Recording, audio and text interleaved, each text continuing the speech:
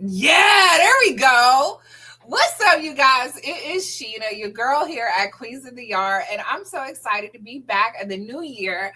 I hope that you all had an amazing new year because I know I did. And we back, okay? We are back. Welcome back to Queens of the Yard. We are here. Queens of the Yard celebrates the women who reign with purpose, pride, and power across HBCUs, from campus queens to community leaders, and now the queens behind the sports spirit and spotlight. Each episode highlights women shaping HBCU legacy on and off the field. Hosted by yours truly, Sheena. Queens of the Yard blends sisterhood, sports, storytelling, and unapologetic culture to amplify the brilliance of HBCU women in sports, past and present, where every crown tells the story. What is up, you guys? We are back for the new year. I'm so excited to be here. I have been working in the background over the last couple of weeks to really fine tune the stuff that we bring to you every week. If you're in the chat, say what's up. What's up? What's up? What's up? It is so nice to be back. I'm glad to be back on schedule. I'm glad to be through the holidays. I'm not a holiday person. I mean, I like celebrating, but like I be over it.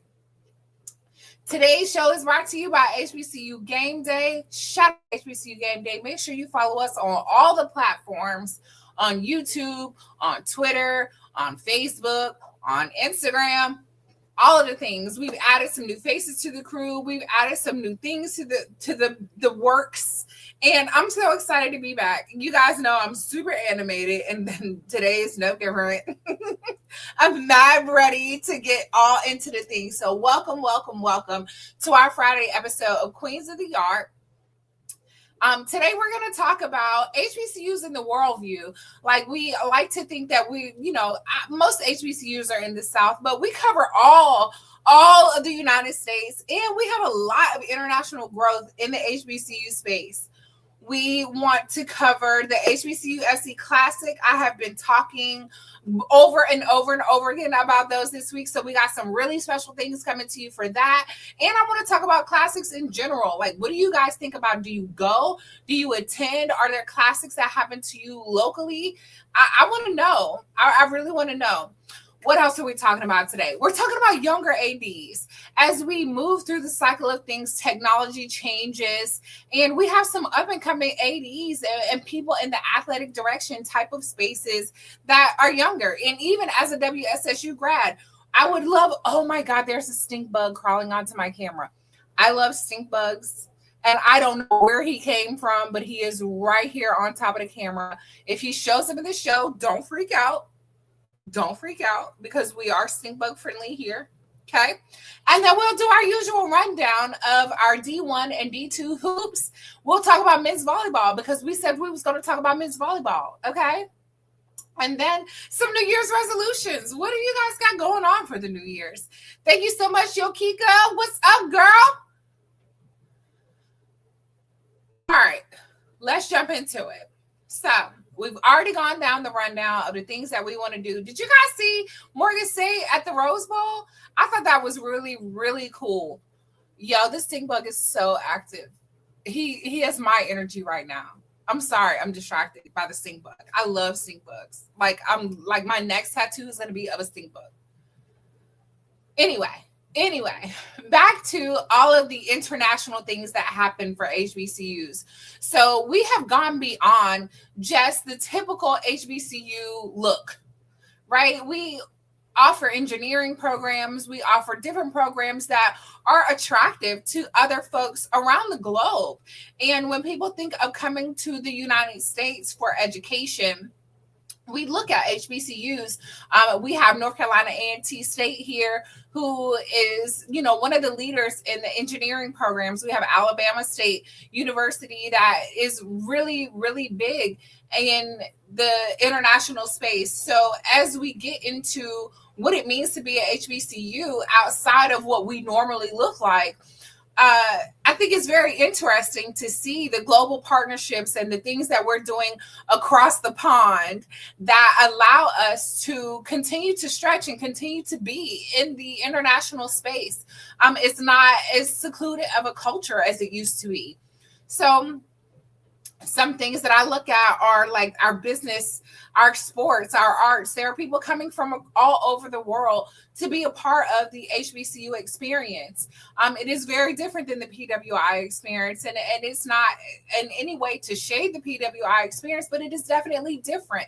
And I feel that HBCUs give a more homegrown feel. They have a more family type of environment than some of the bigger PWIs or even like D1, D2, where it is more attractive to international students that come from countries that aren't as developed as, I wouldn't even say as America, because we already know what's going on in America right now, because hey, it is busy in the news around here.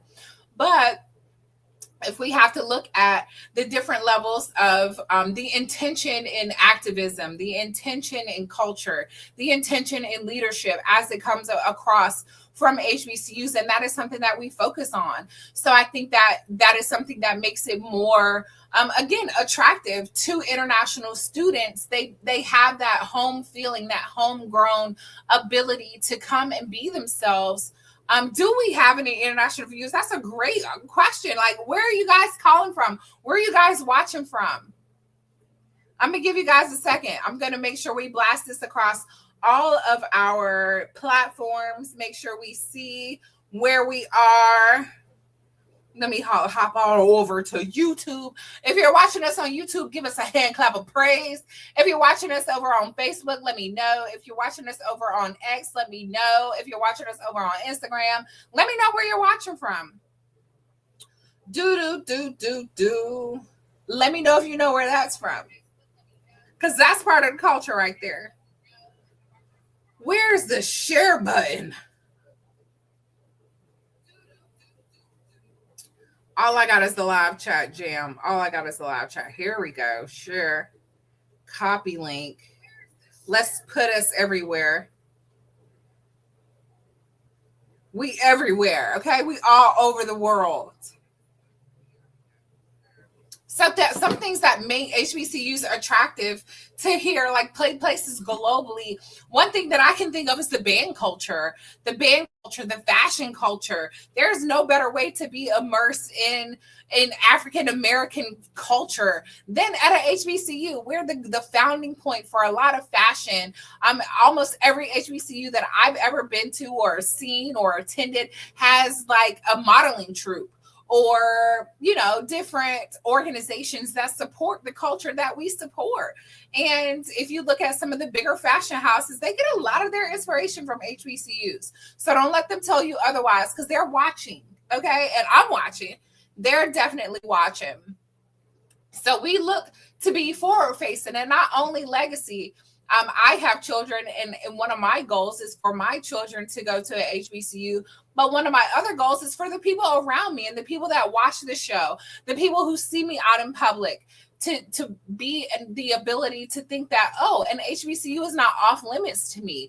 And they are open. We know them as being historically Black universities. However, they're open. The doors are open for everybody. The culture is open for everybody. So being a part of that is what it means to be a part of HBCU culture. And we need that growth. We need those places. There are so many things, you know, things that people individually bring into the organizations and the institutions that we support. So I'm really big on making sure that everyone knows about HBCUs, that everyone has a part of it. Of course, we have like media partnerships with ESPN and the ABC and CBS, but I want to make sure, like, I want HBCUs to be a forefront. I don't want it to be like a side thought or some type of just, oh, don't forget about. Like, no, we lead the way in so many things. Like, I can't think of any like D1 or PWI that is like leading the way in fashion or leading the way in culture. And that is what is very specific to HBCUs. So if your HBCU has partnerships or international alumni, let me know. Hit me in the chat. where y'all from?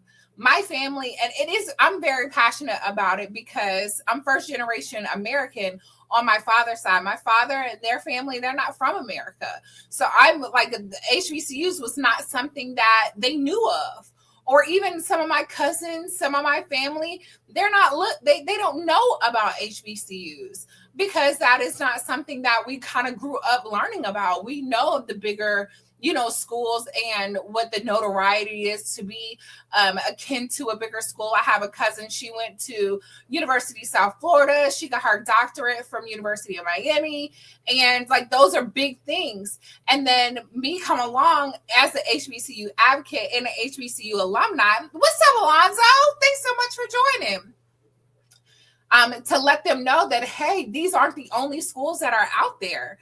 I am really, really into making sure that this platform and any platform that I'm on knows about HBCUs, because the things that we bring to the table as a culture, as an economy even, are incredible things. We got to think that over the course of time, how we have been supported by Black businesses that are local to the area. If you went to a HBCU, you knew of a space where you could go and support Team 1985 in the building. I'm 1983. I'm a little older than y'all. But I want to make sure that we all know of the value that HBCUs bring. We add a culture to colleges and institutions that a lot of folks really don't know about. And even before I went to an HBCU, what's up, Floyd? Even before I went to an HBCU, I wasn't really immersed in the community. And then once I joined it, it was like all the stars started to align for me. And it's like, yo, this is where I should be. This is my thing. So we thank you guys so much for joining from Facebook, from YouTube, or wherever you are joining from. We really, really appreciate that. So thinking about things internationally, and as we bring those things in, one thing that's really big happening here in the United States is the FIFA World Cup. And as we lead into the FIFA World Cup, there are some things happening in the HBCU space that I want you guys to know about. So you all have please let the MEAC, they need a cricket MEAC. Listen, the same day, little bug. The same day? No, we want all the viewership. We don't want, but I can't be in two places at one time. Okay? I can't be in two places at one time. I can't have the MEAC going on and the SWAC going on at the same time. The cricket, but the MEAC, that's the MEAC SWAC championship at the same, like, what you mean at the same time? What you mean? I got to be in both places at once. So we would love to see more international and more national focus on these classics. And that's a great way to move into the next topic I'm talking about. I'm here to tell you guys about the HBCU FC Classic. I've talked about it on previous shows, but I was able to wrangle up Russell Morgan, who's the founder of HBCU FC. You guys can see I have on the HBCU FC part of their What If collection. This is the Mecca FC. If Howard had a soccer club, could it be possible that this is what their jersey will look like? You like this? You can find this at hbcufc.com. But again, I had the opportunity to talk to Russell Morgan, who's the founder and operator of HBCU FC. And let's tune in really quick to see what he had to say about all the things happening with the HBCU FC.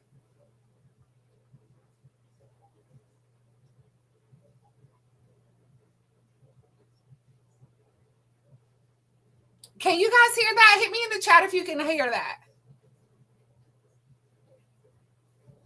I can't hear it. So I don't know if y'all can hear it.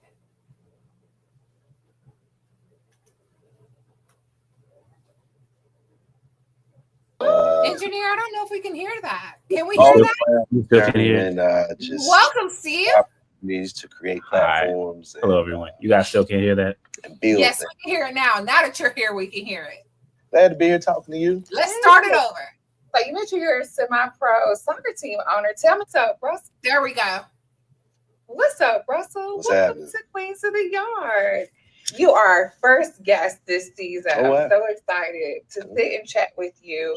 Tell me a little bit about Russell. Who's Russell? Oh man, father of four, Okay. all that kind of stuff. HBCU graduate, Nice. uh, More HBCU grads around here. semi-pro soccer team owner. Oh. Just all around Russell journeyman Morehouse College, just so you all know. opportunities to create platforms and build things. Okay. So just glad to be here talking to you. Yes. So you mentioned you're a semi-pro soccer team owner. Tell me a little bit more about that. How'd you get into soccer? Well, I've been a soccer player my whole life. Okay. Had a pretty good run through high school. Had an opportunity to play in college. Chose not to play in college, but still love the game. I've got two boys. My oldest son currently, not currently, he just finished his last season, but played in college. My younger boy is club player, so we're a soccer family. Okay. All right. So speaking of soccer, I heard a little bit about something really awesome coming along called the HBCU Soccer Classic. Mm-hmm. Tell me about that. So the HBCU Classic. Classic. Okay. Let's get the name I had to right. get it right myself. So the HBCU Classic is, I believe, to be a first of its kind celebration of HBCU culture and soccer, all in the same place, all at the same time. It's about creating a platform for current and even former HBCU student soccer players to showcase their talents and perhaps create a new opportunity for themselves to continue along the soccer journey. Okay. Okay. So other than like playing the game, what other things will the classic bring? So the classic's actually a two-day, two-part experience. So day one, the main attraction is a tournament. Okay. So it'll feature teams that are representing a number of HBCUs. It'll be current soccer players, current students, former students, alumni, but all representing that school in a tournament, obviously for bragging rights, obviously for whatever that prize is going to be that I'm not disclosing right now. Okay, it's a but surprise. it's definitely a surprise. Okay. Just an opportunity to take the stage, friendly competition, represent your school, and show that there is some soccer talent, because I know it is, in the HBCU universe. And then day two leans more into that opportunity that I was talking about. We'll have scouts and coaches and recruiters from all levels of semi-pro to pro clubs out there, just evaluating talent. Anybody that plays in the tournament will have an instant access to that pool of players. There'll be a lot of local players in there as well, some players coming in. We plan on having a pretty diverse group of scouts out there from different levels of play.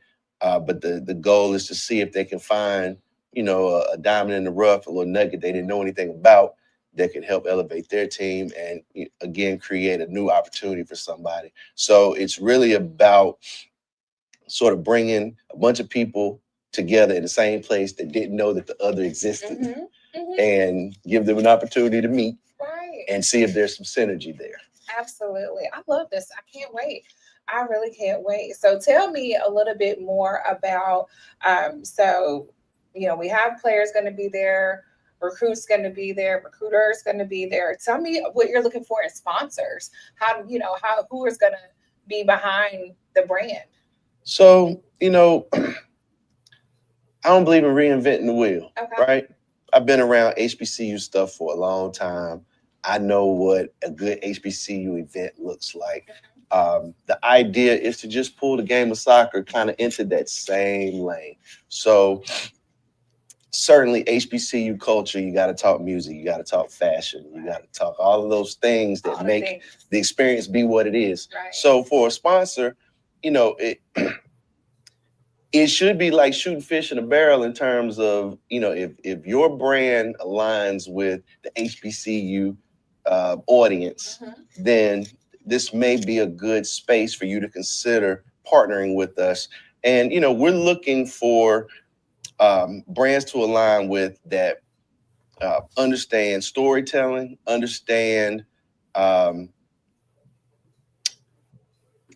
these trajectory changing type of moments, and really being able to capture the power of opportunity. That's what this is really about. It's about opportunity. Like everything that I find myself involved in seems to be about creating opportunity where one didn't exist before.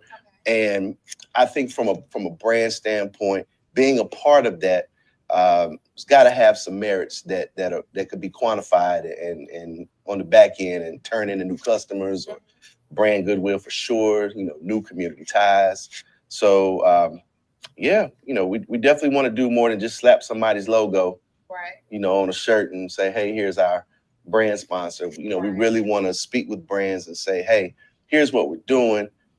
How can we make this thing just be crazy for us and for you? I think that's how that's supposed to work. Absolutely. Absolutely. I love it. It sounds like you're building quite the legacy. Where do you see this in the next 4 or 5 years? Man, I feel like if we do it right, the HBCU FC Classic will be a staple calendar event on a national level. It'll be something that players look forward to, coaches look forward to, recruiters look forward to, brand sponsors look forward to, the community looks forward to. That's the idea, is to put a permanent stamp on, hey, this is a place where HBCU culture and history and legacy and soccer meet. Every year, you come out here for the best of the best in that sphere of people, and hopefully some good things come out on the back end that allow it to keep growing and growing and growing. Nice. So we're coming up on the first one. Give me the details. Where are we at? When is it happening? So first one, April 20th and 21st, Durham Memorial Stadium. Good place in Durham, beautiful stadium, beautiful facility. A lot of good soccer's been played there, so we know that field will accommodate it. So the tournament itself will be a 6v6 tournament. I think fans will appreciate that style. It allows for much faster play, a lot of goal scoring.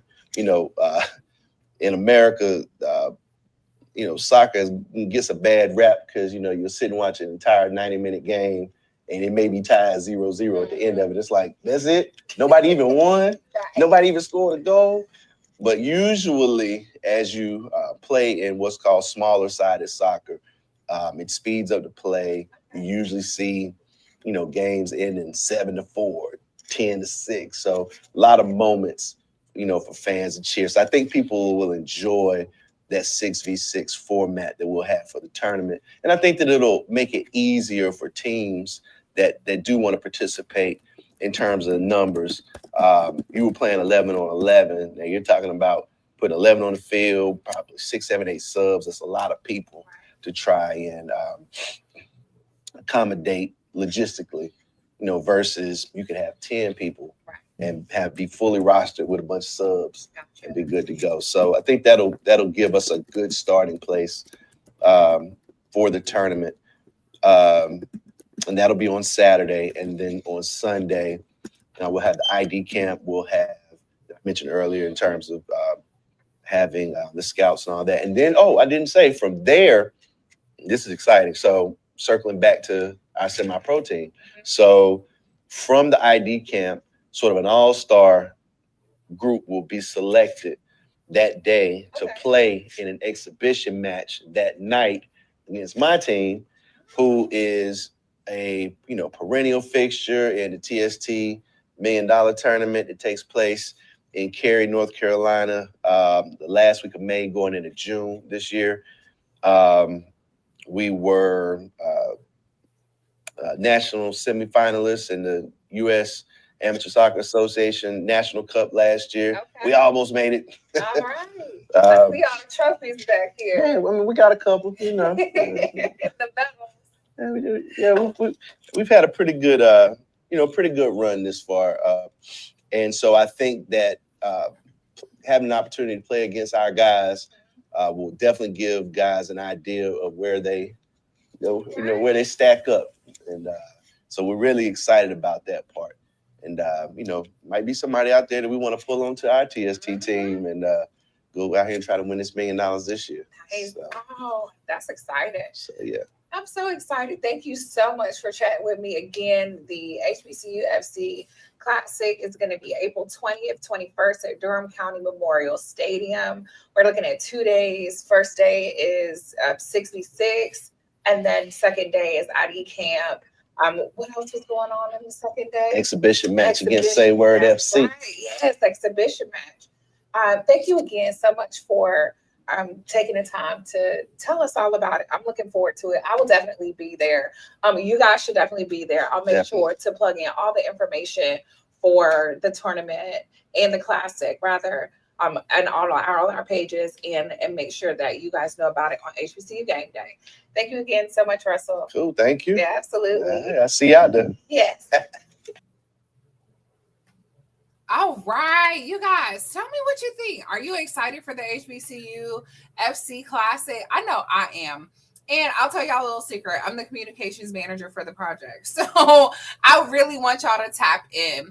And a couple of corrections. So the HBCU FC Classic is April 11th and 12th, not the 20th and the 21st. So scratch that date from your brains. It is going to be the 11th and the 12th at Durham County Memorial Stadium.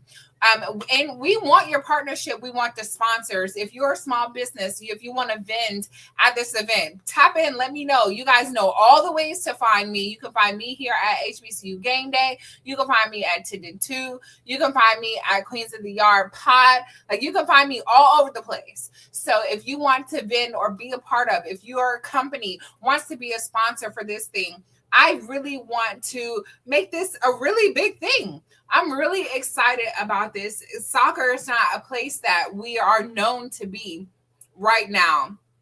And like I said, at the beginning of this segment, we have the FIFA World Cup coming.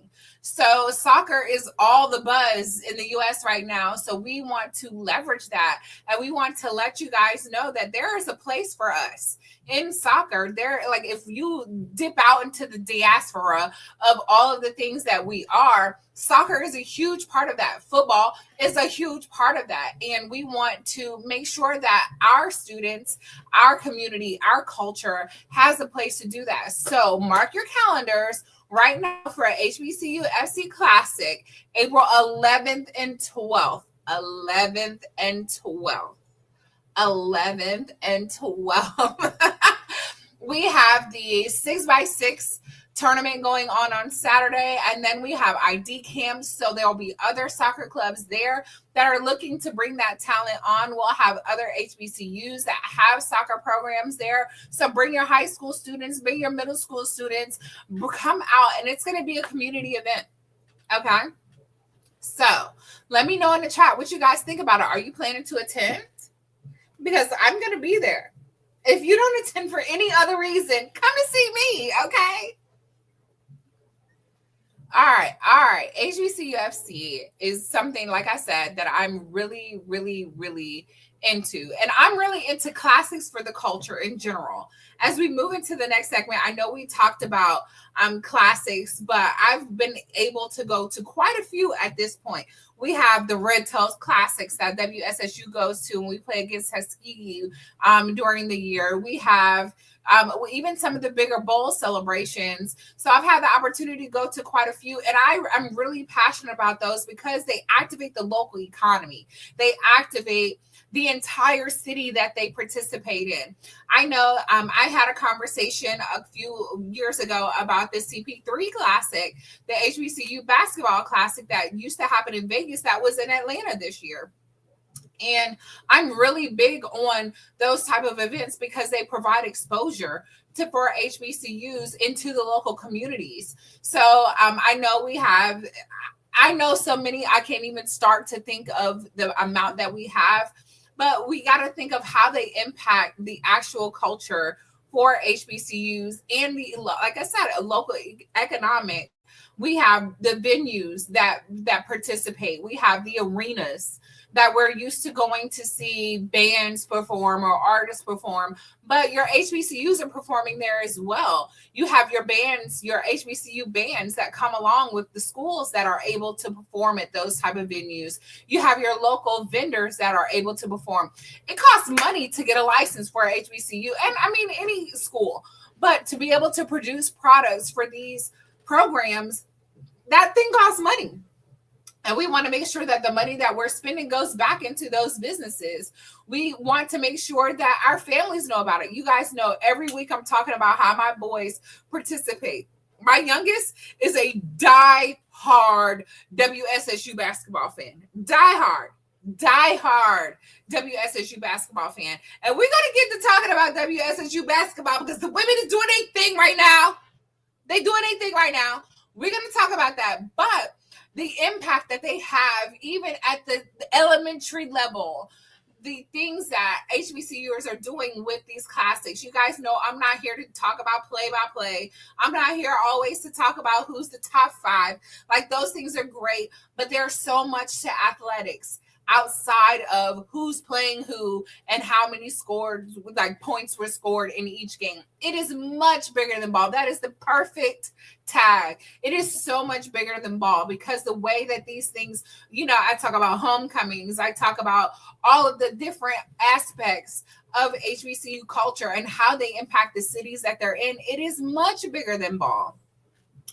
And I think that as we go through the different, classics, we go through the different programs, they have to be protected. They have to be modernized. We have to keep up with the technology. I want to see an app for all of the things that can tell me where I need to eat. Y'all know I'm quick to ask where we eating at, because I want to know where are the mom and pop places that we're eating at when I come to the Celebration Bowl. I don't want to know about Chick-fil-A. When I asked about the Celebration Bowl, everyone was like, you got to go to Waffle House. Baby, we got 4 Waffle Houses up the street.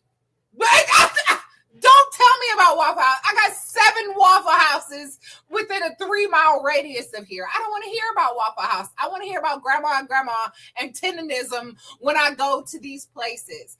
I want to hear about those type of things when we go to these places, because those are the things that make the world go around. This is a part of their business model. They depend on us to come in and do these things. We can't just only do it during homecoming. We can't just only do it during the big games like the D1, sponsored games, or when ESPN is in town.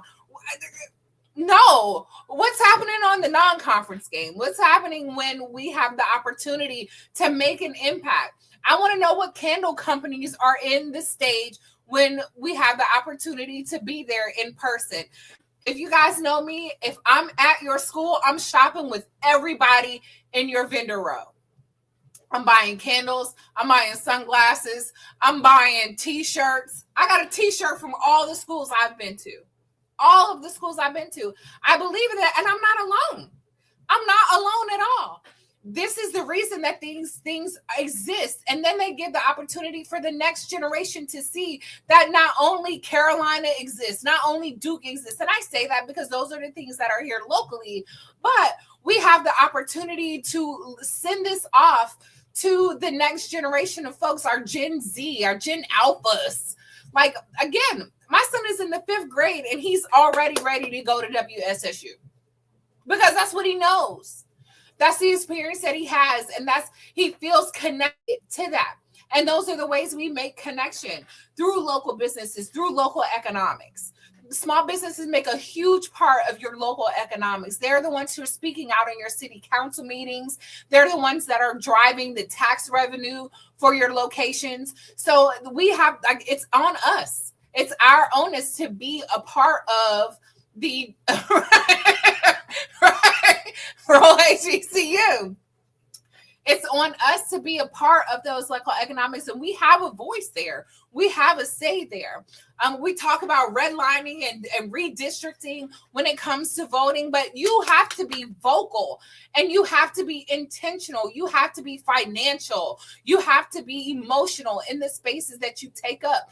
And these classics are an amazing way to do that. Bring your whole family. There's something for your whole family to do. They set up and they have all kinds of vendors, local organizations that have candy. Like, it's like trick-or-treating in the middle of the season, right? You don't have to wait to the Halloween to trick-or-treat. You can take your kid to a classic and they're going to get all the candy. You're going to get all the hand sanitizer. You're going to register to vote.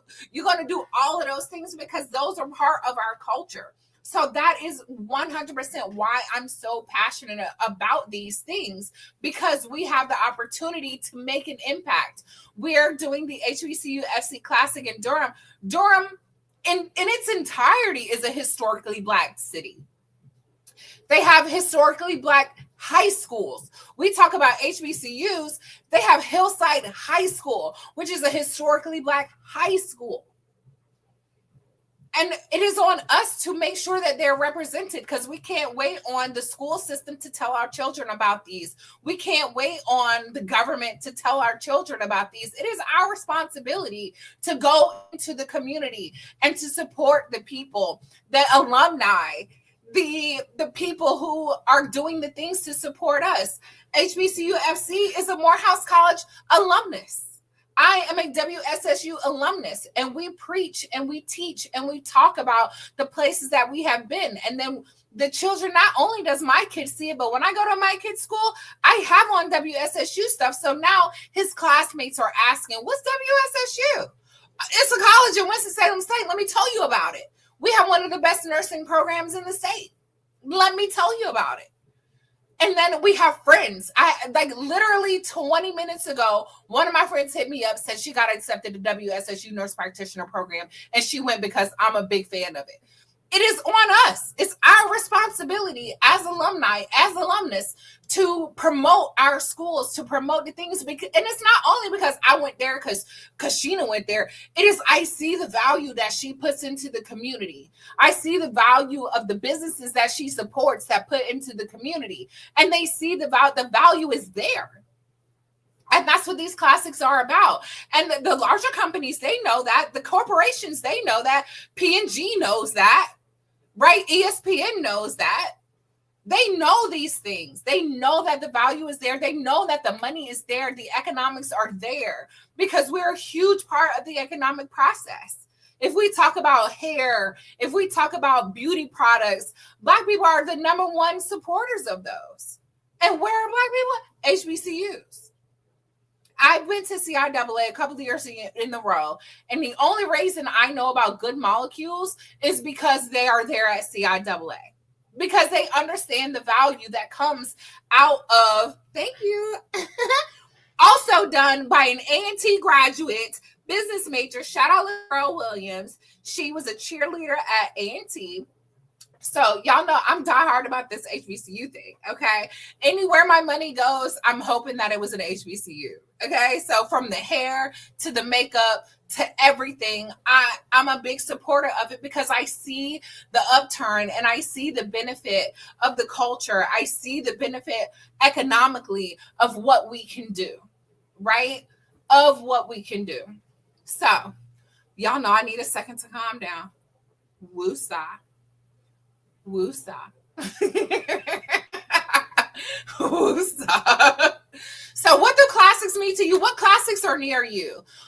I want to challenge you this year. We're going to talk about New Year's resolutions, but I want one of your New Year's resolutions to be attend a local classic in your area, whether it be basketball or football or whatever sport. I want you to go to a volleyball game. I want you to go somewhere, support a business at that particular classic. And I want you to let me know because, baby, I ain't got nothing but space and opportunity. And normally those are fighting words. But I come to fight against the man. Like I want to support HBCUs in any way that I can. So the moment that I know about something, I want to promote it here on our platform, HBCU Game Day. They totally have my back with this because they already know how passionate I am about HBCUs. Yes, definitely a call to action.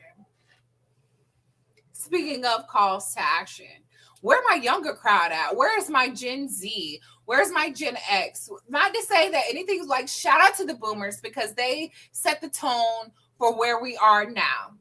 And they set the stage for what we should be doing as a culture. one thing that I have kind of been keeping my ear kind of close to the ground is younger generation ADs, like our athletic directors that are younger. If you didn't know, Lane College just recently named 29-year-old director of athletics alumnus Jeremy Patterson to their staff of athletic directors. Lane College is an SIAC. I don't know if they have a short form. Is it SIAC? Probably not. It's SIAC. There you go. There's Jeremy. Congratulations to Jeremy for being one of the youngest director of athletics in the whole spectrum of the D1, D2, all of the Ds. Like, I know one thing, Steve had mentioned the other day that he would like to see a millennial or a Gen X in the space of ADs for WSSU. And it really got me to thinking, like, what value do the younger generation, but like, we think differently. We have a different view on what it looks like economically. We've been through the hardships. We've been through an economic crisis. We have seen our parents even go through recessions. We had the recession of 2008. Like we've gone through these things. So now what does it look like?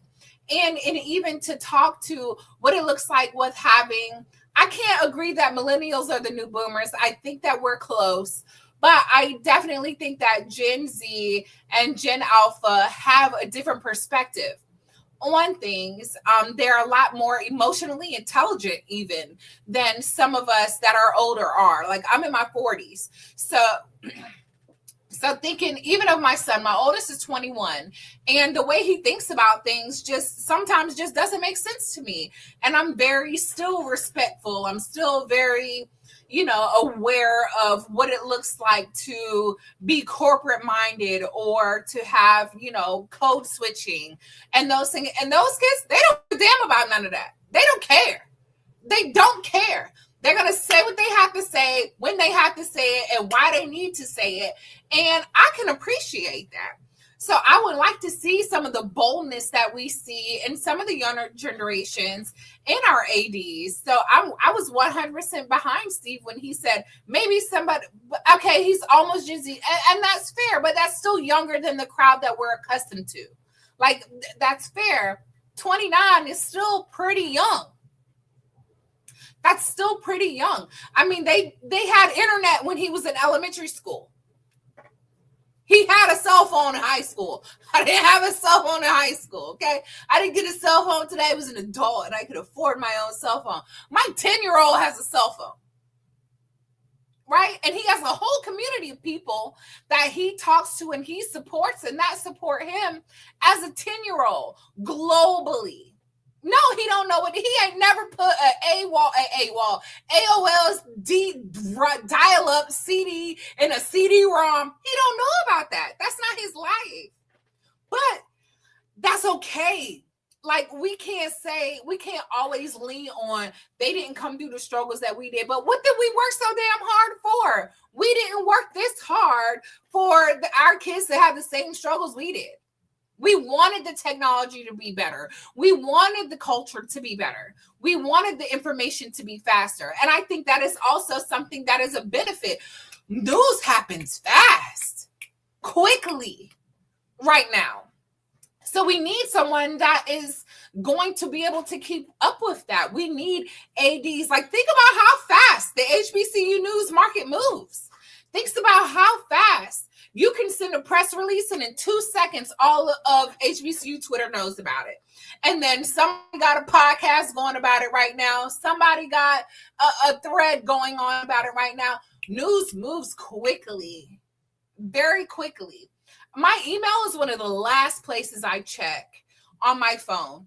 I check Twitter, I check Threads, I check Instagram long before I go to my email. My email is just like a last-ditch effort to be like, what did I miss? Did I miss something?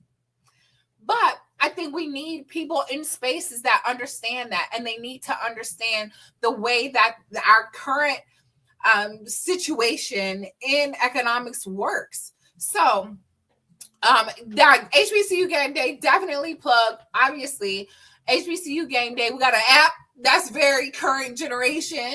Make sure you download the app. Make sure you keep up with the news over on HBCU Game Day because we're working. There's a giant team of us working to make sure you have up-to-minute news on all things HBCU, whether it be sports, whether it be athletics, whether it be news, current events. We are talking about it over on HBCU Game Day.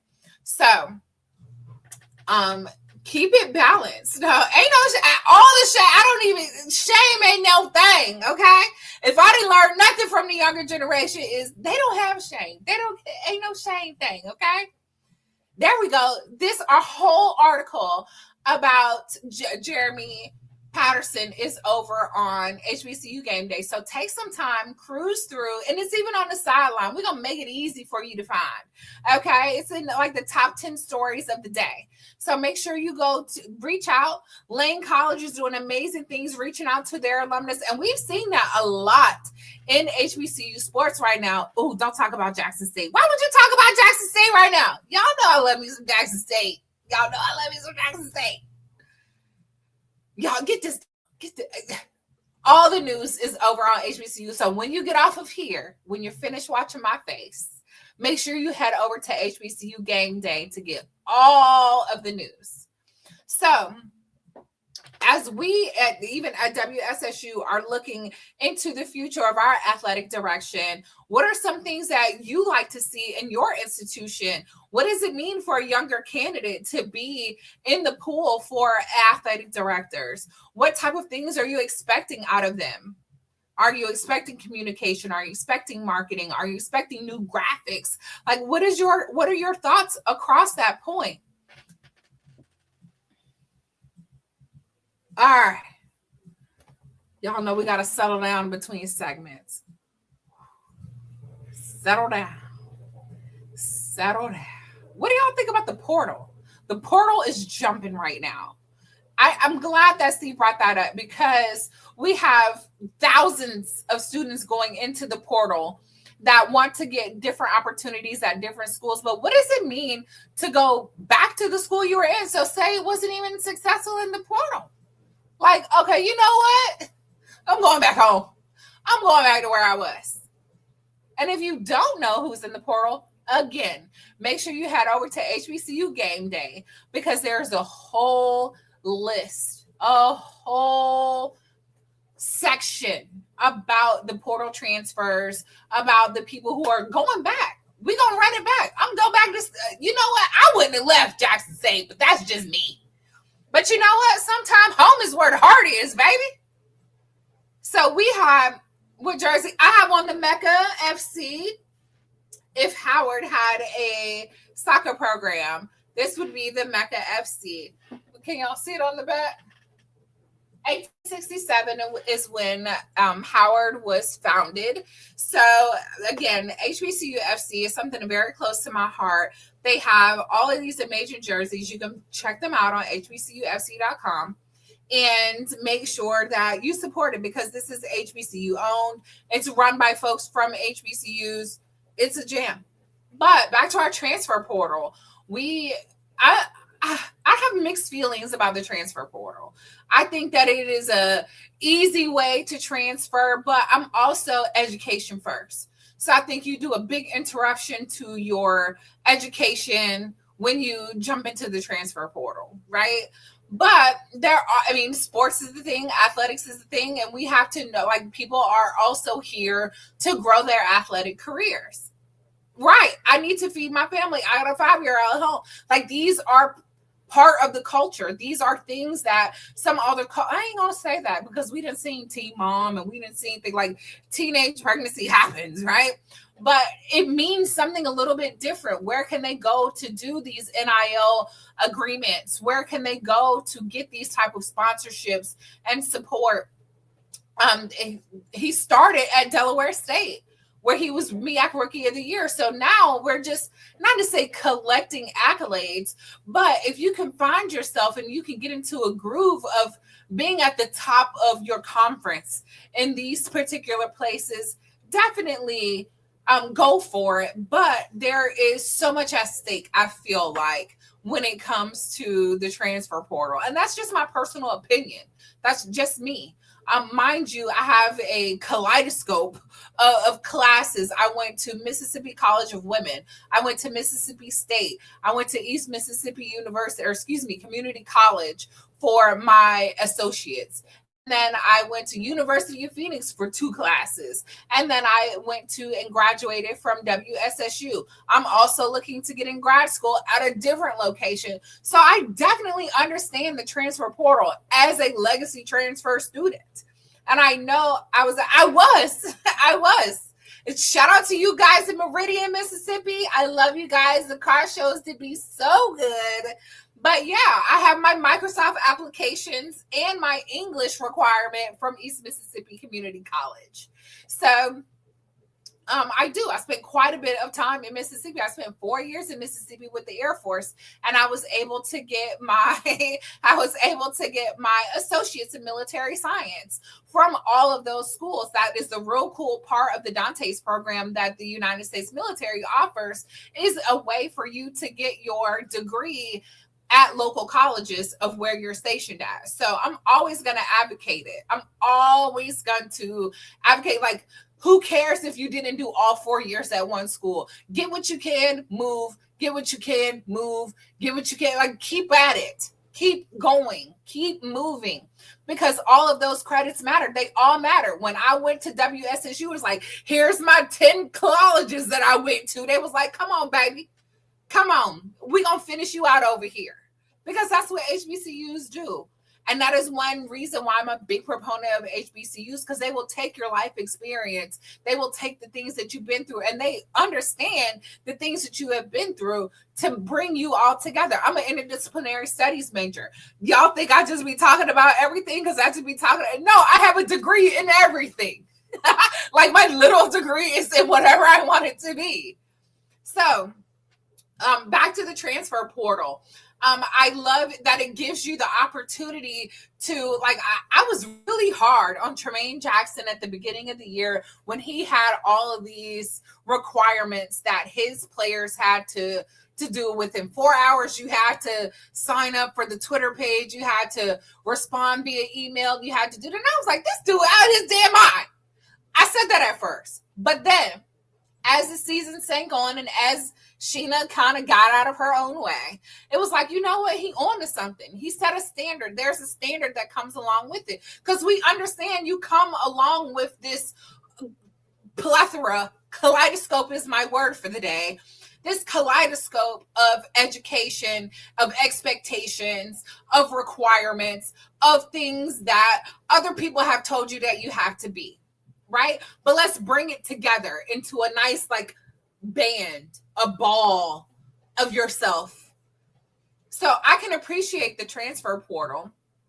And then it also is like a face of reality. Like, you think you hot shit at your JUCO, you think you're hot shit at your D2 school. Well, let's bring you into the bigger scope of people, right? Or even D1. Like, we've seen where there was, I can't even think of his name right now, because y'all know once I get to cooking, I'm cooking. Right? But he was like, hey, we're going to need you to enter the transfer portal. Like, because sometimes you're not where you think you need to be. And that's just what it is. But that's not a bad thing. Hey, go to this school or go to these programs because you think that that's what you need. As Tupac said, I ain't mad at you. Right. We went to Penn and then we went to Western Kentucky, but fell in love with Ed Waters. Exactly. Sometimes it takes that snatch to your ego, that snatch to your pride to be like, hey, let's sit down and actually think about where you should be versus where you think you should be. Here's where you should be academically. Here's where you should be physically. You need some more work. So you know what? I'm a fan of the transfer portal. Because I think it is a reality view. Yeah, exactly. Sometimes that portal hits you. Okay? You think that, I'm on the bigger and better things. It's like, slow down, partner. You ain't where you think you need to be. And that's okay. Because at the end of the day, all of it, when it's finished, when it's all said and done, that is making you a better person. And that is really the goal. That's really the goal, is really setting you down to understand where you should be, where you should be doing, and where your place in the whole plethora of life is. Like I said, you can achieve high levels because you're the best at the thing that you think, and then you get into this pool of all the people that are the best at the thing that you are, and it's like, wait a minute, maybe I'm not the damn best. And that's okay. That's what we need. We need that type of level setting to say, all right, I ain't where I should be. And that's why I'm a big fan of the transfer portal. And then you have folks like Tremaine Jackson that understand the level of intensity, and they set the bar so high. That's like, bro, I got to get my shit together. I thought I was on top of my game, and you realize that you're not, because it's bigger than athletics. It's about responsibility. It's about accountability. Your degree is on the line, because at this, your degree is on the line. What we got? Again, I went to fussing. I'm gonna tell you that Prairie tore me up at the beginning of football season. I was like, this dude think he a hairstylist with all his rules. And you know what? He was right. Tremaine Jackson, you was right. You hush Sheena up. You made me look at my own damn standards and be like, you know what? This man on to something. He is on to something. And then mind you, I went to Celebration Bowl and see how that man is a coach. Okay? Big shout outs, big giant shout outs to Tremaine Jackson. Because again, he had me looking in the mirror. Okay, I was the man in the mirror, because I had to say, maybe my expectations not high enough. Maybe I've been coasting, and maybe I've been thinking what I was doing was cool enough, but it ain't. Because when you playing at the top of a bit, like the top of what I think, like the ceiling is the roof. The ceiling is the roof is one of my favorite things that Michael Jordan ever did. I don't give a damn how many 3 points he made. I don't care how defensive God he was. Like, I don't care about none of that. The ceiling is the roof was one conversation that I understood like no tomorrow.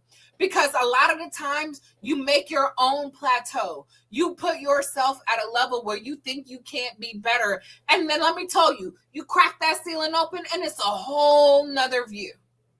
It's a whole nother level of expectation. So, the ceiling is the roof. The great Michael Jordan. Right? Have higher expectations. You jump into that transfer portal, and that's a life lesson right there. Like, you jump out into a lane that you think you're at the top of your game at, and you jump in, and it's like, wait a minute, maybe I'm not. And now you got to barbecue or mildew. You got to either get better or you got to go back home. And there's nothing wrong with going back home. Sometimes home is where your ass needs to be. Because you can always get better at home. So no shade to anybody that go back home. That's not what this is about. But understand that transfer portal is a reality check. These coaches have expectations. These teams have expectations. And we jump out there. Understand you got to sink or swim. And some gonna let you sink. And some gonna bring you to swim. Some gonna throw you a life preserver. That's it. Don't be afraid to spin the block. Only spin the block in athletics. Don't do that shit in relationships. Whole nother show. Whole nother show. Whole nother show. All right, let's jump over to men's volleyball and emerging sports. You guys asked for men's volleyball. I did not realize that men's volleyball was as big as it was. I just didn't. I didn't. And you know that there's an Olympic sport for like men's volleyball? Like men play volleyball at the Olympic level. I don't know what the hell I was thinking. I don't know. I guess like the ceiling is the roof, because I thought volleyball was a women's sport. But the men are killing it over in volleyball, okay? And then we have like international teams that play volleyball. Again, it wasn't until this show that I realized that men's volleyball was such a jam.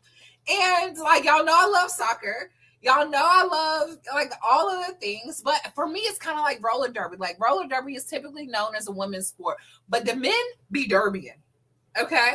So once I heard that the men be volleyball, and I was able to go back and watch the men volleyball game, it's a different sport when the boys play. The men's be slamming. Okay, it is a different sport. I have really, really come into appreciating men's volleyball. Yes, only spin the block of athletics. Don't do that in the relationships, okay? Ain't no transfer portal for relationships. Ain't no transfer portal for the relationships. You stay your ass where you need to be. But HBCUs also lead in men's volleyball. And I think it's because that we're accustomed to, as a culture, to have to come from behind or to do things that work in our own favor. So when it comes to volleyball, I think that is just another example of it, is that, okay, you didn't think we was going to be good at this? We're going to be great at this. Guess what? We're amazing at volleyball. So I'm really excited. Does your college have a men's volleyball program, whether it be varsity or intramural or club program? Let me know. What do you guys think about men's volleyball? I have completely ignored the chat over here. Let's see. Listen, okay. Yes, I'm definitely glad that Michael Jeffrey Jordan brought his way to North Carolina, because if it weren't for that, I wouldn't have. I mean, I can't say that I'm not a fan of Michael Jordan, because I am. But it has been Michael Jordan, because of who I am, the business owner, that made me appreciate Michael Jordan more. He's an incredible businessman. He just won $1 billion lawsuit against NASCAR. Your boy don't play when it comes to the books, okay? He made good on his degree at Carolina. Went to Troy, but always left FAMU because it's your family school. I know that's right. FAMU is also on my list. They have a sports management program Sheena's been looking at. So I definitely understand. So I am really big. Ed Waters has a volleyball. You can tell me, Jonathan. Ed Waters has a volleyball team. Definitely getting into volleyball. What we got? Men's volleyball. Let's see what HBCU got. Oh, yes. HBCU game day. Look at us covering volleyball. Yes. Yes, outside of the Big Six sports. Fort Valley State. Sorry, y'all done got all worked up and snotty. So make sure, again, head over to HBCU Game Day, head over to these individual conferences, and let's support. I mean, football season is over for us for the most part, but let's take a chance to support these other athletic programs, because their support depends on us. They're looking at NIL deals as well. They're looking at the opportunity to do things in this space, just like the football players do. Like, football and basketball aren't the only sports that are out there. So we have to support our folks. Go to a volleyball game. You're at Waters, go to a volleyball game. Let me know how it went. You know what I'm saying? Because the worst thing for me is student athletes playing to an empty arena. So I can't imagine what it'd be like to go across the country to play for a school and no one's in the stands on a regular basis. Like, I could have stayed at home for this shit. I could have stayed in high school for this shit. Make sure we support these folks. If you're a local business, figure out a way to support them. You know, make sure you're doing things to make a jersey. Give them T-shirts to wear when in their off time. You know, if you're into making products, make something that they can use to promote your business as well. But support them so they know that, hey, they see us. I'm not just here doing a thing that I like to do. This is a part of the culture. And that's really my biggest thing with volleyball in general. Is they're a part of the culture. They're a part of the athletic scheme that brings folks into our institutions, that brings folks into the places that we want to be. Places that we want to be. We're at the beginning of the new year. We have all thought of our New Year's resolutions. Hit me in the chat and tell me what your New Year's resolutions are. And if they are something specific to HBCUs. One of my New Year's resolutions was to make as many HBCU basketball games as I can for Q1, right? And Q2, it is to become a Horns member for my college. I want to do more than $50 at a time or $18.92 at a time. I want to put my actual investment into the institutions that I support. I want to put money into the places that I am. And it is bigger than, not to say that anything is wrong with my $18.92, right? But I want to make an impact. I want to have, by the end of the year, I said I want an endowment at my alumni. I want a program that allows transfer students, single moms, veterans to be able to go to college and not have to worry about paying the bill, or at least pay for some of the classes. Yes, Pops, for Wallace, North Carolina, right? But go to these games. Y'all know we coined cheeks in the seats last episode. We want those cheeks in the seat. I have had so much fun making a point to do and to be in the seats. Now, mind you, my cheeks be hurting because I be going to them double headers. Go over to Academy, or if y'all know a Black-owned business that sells stadium seats, put that in the chat because my ass be tired. But that's fine. I want my ass to be tired. I want Maya Charles to see me clapping for her every time. Okay, I want them to know my face. I want them to know, you know what? We got to do good, because if not, Miss Sheena is going to tear us up. Miss Sheena is going to say something. I want that recognition for you individually at your institution, for people to say, you know what? I'm going to play good, because if nothing else, I know Miss Sheena here cheering me on. If nothing else, I'm going to come support. I'm going to go to every Veterans Day program. I'm going to go to all of the things. Yes, get a seat cushion with my face on it. Here, take this picture. Screenshot this. And get a seat cushion. Okay? If you guys sit on my face, then that's fine. Okay? I'm okay with that. Because I want your cheeks in the seats at these games. I want you buying shit from the concession stand, because all of that money goes back into the institution. Okay, and when they're negotiating contracts with the bigger arenas like WSSU has with LBJM, we want to say, this is how many people come to our game, right? We want to be able to be in that number of negotiation. We want to be in that annual participation rate. We want to make that mark to say, hey, our alumni really support this thing. And if you're not an alumni from that school, I don't give a damn. Go. Sometimes I go to A&T. Look at it. I got a couple cheeks in the seat. And guess who's that beside me? My kid. And you know what? His cousin comes with us. His cousin comes with us. So now his cousin has exposure to those spaces. And you know where his cousin's mama went? She went to WSSU.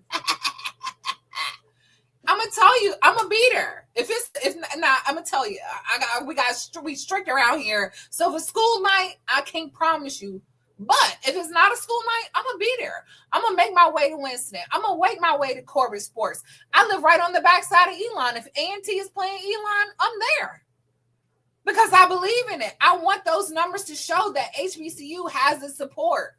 I want the numbers to show that they're gonna be here supporting our athletics programs, supporting our schools, supporting our concession, supporting our vendors. If your vendor's there, I'm buying something. I don't give a damn if it's a koozie, if it's a hand sanitizer. None of that matters to me. If you're selling it, I'm buying it. Because that's what I believe in. And I know I'm not the only one, because these are how our schools rotate. These are how our schools come around. Every t-shirt you buy, now you in the grocery store. Now you in your place of work. Right? Your place of work offers tuition assistance. You never know who is sitting on the other cubicle. Like, I want to go back to school. Where should I go back to school? Oh, Sheena wears WSSU every day. Let me look into that. Tuition assistance is going to pay for that. Get your company to pay for it. It don't have to be out of your own pocket. We know that Trump and them is garnishing the checks right now for student loans. That's why I'm trying to go back to school my damn. You're not coming for my money, Trump. My money going right back to the school. So,